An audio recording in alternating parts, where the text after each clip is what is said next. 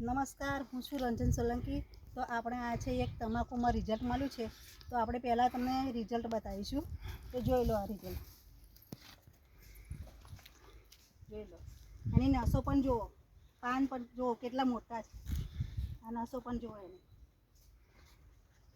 પાન પણ કેટલા લાંબા છે જુઓ।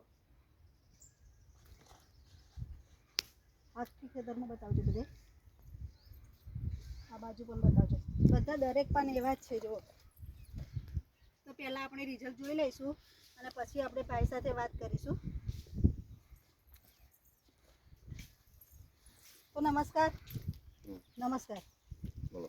તમારું નામ શું? ચીમનભાઈ। ચીમનભાઈ, બરાબર। તો પહેલાં તમારે આ તમાકુમાં શું પ્રોબ્લેમ હતો? આ ઈયળોથી કોણોય થઈ જતો, વિકાસ નહોતો થતો। અને આ જ્યાં પછી આ દવાઓનો પ્રોડક્ટ વાપર્યું તો પછી આપણને રિઝલ્ટ સારું મળ્યું। તો ભાઈનું કેવું છે કે પહેલાં તમાકુનો વિકાસ નહોતો થતો, બરાબર, અને બધા પાનને કાણા પડી જતા હતા, ઈયળો પડી જતી હતી। તો પછી તમે અમારો કોન્ટ્રાક્ટ કર્યો, બરાબર। તો પછી આપણે આ વાપરી તે પછી તમને પ્રોબ્લેમ થયો કંઈ?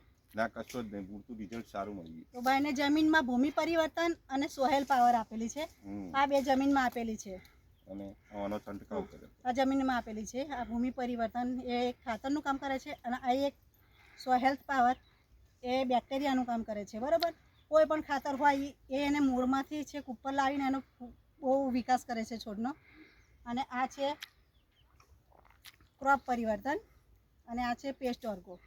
તો કોકડવાટ હોય, ઈયર હોય, એ બધામાં જો મોલો મચ્છી આવતી હોય તો આનાથી એનો અટકાવ થાય છે, બિલકુલ એને નુકસાન થતું નથી। અને આનાથી ફૂટ પણ બહુ થાય છે, આમ પાન પણ ફાટે છે અને લાંબા લાંબા થાય છે, એની નસો પણ જાડી થાય છે।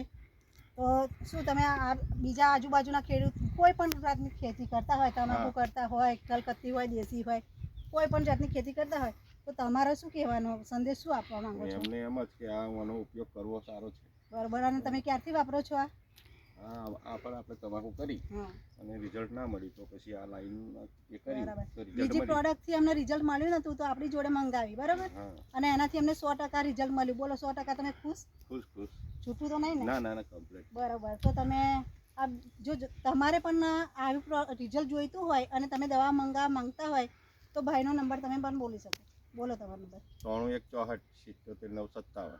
અને મારો કોન્ટ્રાક્ટ નંબર છે 9742403255। તો નમસ્કાર, થેન્ક યુ સો મચ, તમે ઇન્ટરવ્યૂ આપ્યા બદલ ખૂબ ખૂબ ધન્યવાદ।